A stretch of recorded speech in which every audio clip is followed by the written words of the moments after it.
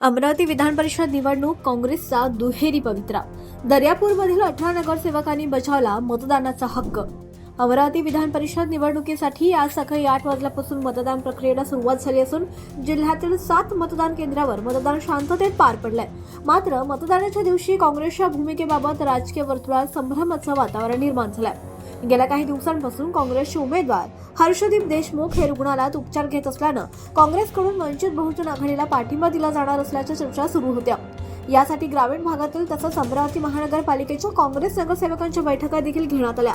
मात्र मतदानाच्या आदल्या दिवसापर्यंत कोणताही अधिकृत निर्णय किंवा जाहीर पाठिंबा घोषित करण्यात आला नव्हता.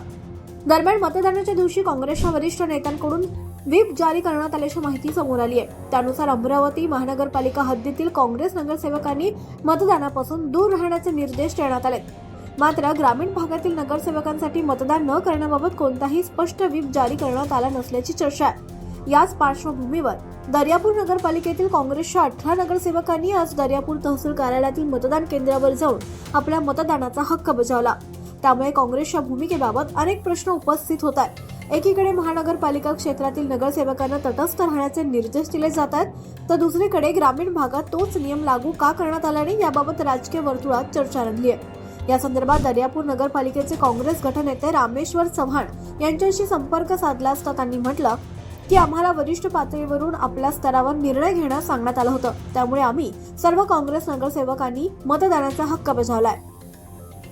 दर्यापूरमधील काँग्रेस नगरसेवकांच्या मतदानामुळे विधान परिषद निवडणुकीच्या निकालावर कितपत परिणाम होणार आहे याकडे आता राजकीय विश्लेषकांचं लक्ष लागलंय. काँग्रेसच्या महानगर आणि ग्रामीण भागातील वेगवेगळ्या भूमिकेमुळे पक्षाच्या अंतर्गत रणनीतीबाबत देखील चर्चा सुरू झाली आहे.